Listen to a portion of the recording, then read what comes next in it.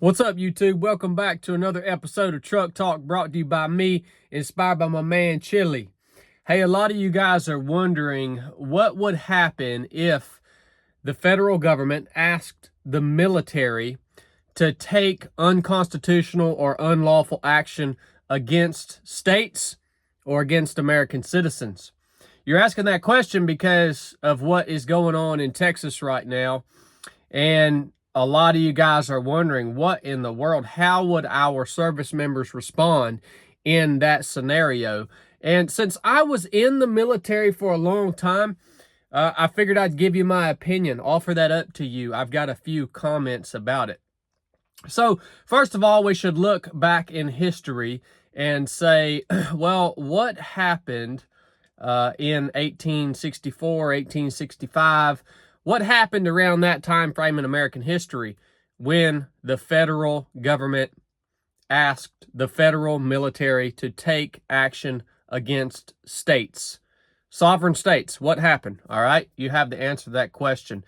Another thing that we should look at is, and this isn't an exact comparison, but what did our service members do about, I don't know, what's it been, about 2 years ago, when the government told them that they had to participate in the medical experiment? That was an unlawful order. What did our service members do? Well, overwhelmingly, they all just went ahead and participated in that medical experiment. Now, there was a good handful that said heck no, that decided they were going to think for themselves, and they were processed out. Boy, they really thinned the herd.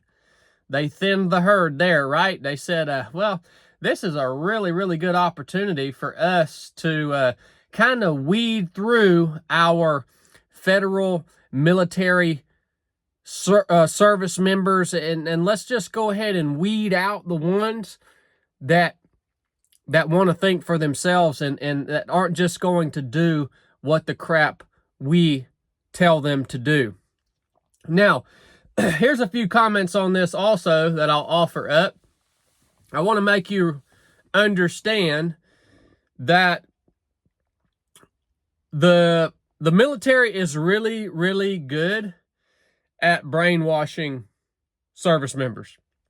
And I don't mean this in the sense that you probably think that I mean it. What I mean is the military is really good at making service members think that there is nothing else in life for them.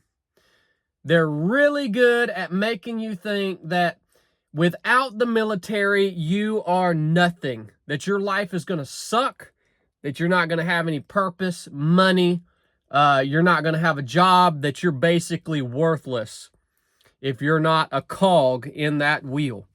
They're extremely good at convincing people of that. Another thing, the military and the federal government as a whole are master propagandists. If you look back on history, you will see our federal government's ability to paint a picture of an enemy or make an enemy out of whoever they want to make an enemy out of. They're master manipulators and propagandists.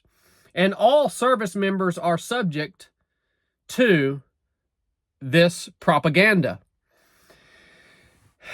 Yeah, that's exactly right. So, if service members were ever asked to take unconstitutional, unlawful action against American citizens, well, those American citizens would be painted as the enemy by the masters of propaganda, the puppet masters, right? They would do a very good job at that. Another thing, most service members don't even know what's in the Constitution. You know why? Because that's not part of being in the military. Nobody teaches you what's in the Constitution. That's not part of even being an American citizen anymore. No, in no public education, no indoctrination, nothing, nowhere are people taught what is in the Constitution. All right, I'm sure there's some private schools and some private entities that have integrated that into their curriculum, but overwhelmingly, it is most Americans don't even know what their constitutional rights are. So, would the military take action against American citizens if asked to? Well, yeah. They're going to do whatever the crap they're told to do. They're going to do what... Now, I'm not saying all of them. Yeah, it's going to cause a divide. It's going to cause some division. There are going to be some free thinkers that say, nah, we're not going to do that, man, because that's unconstitutional and unlawful. We're not going to do that. But the vast majority, they're going to do what the crap they're told to do. Because, man, they're like, for many reasons. I've discussed them here. I don't need to go back over them. That is why our founding fathers made sure to record in the Constitution of the United States that we, the people, have the right to keep and bear arms.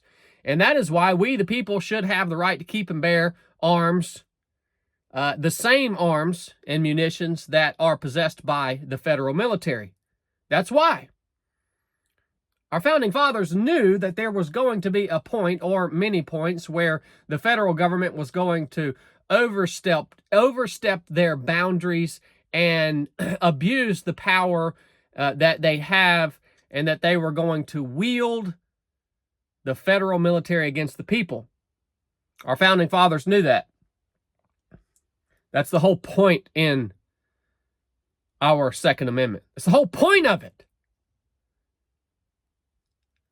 So, if you want my 2 cents, there it is.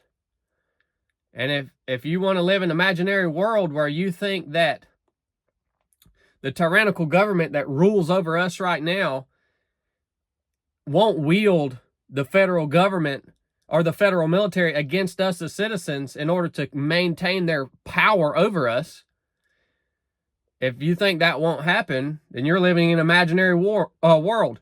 And if you think the service members who are given those orders won't carry those orders out, you're living in an imaginary world. That being said, I want to encourage everybody that listens to this that's in the military and let you know that many of you are doing the job you're doing out of your desire to serve your country, and it is a true position of service. And thank you for that. I want to let you know that it's okay to think freely, especially when you are serving a government like the one that is in place right now. It might actually require you to know what is in the Constitution, to know what is lawful, and to make your decisions on whether to obey or disobey according to that. And I also want to let you know that life outside of the military is freaking outstanding. It is so filled with purpose and opportunity and all the things that are going to fill you up. It's so freaking good. Don't let your superiors or the conglomerate of the military that you serve convince you that there's no chance for you on the outside, so you better do what you're told. The government strike fear in people, man. These service members, man, they'll threaten to lock them up. Freaking all kinds of crap, man. They control the fear. That's the dang problem. There's a bunch of young guys out here right now that want to serve in the military, but they're like, I'm not going to freaking serve under the federal government that is literally freaking tyrannical and out of control. I'm not going to go serve. You know what states should be doing? Individual states should be offering opportunities for these young men who want to serve. They should be offering them that opportunity to come and serve in a state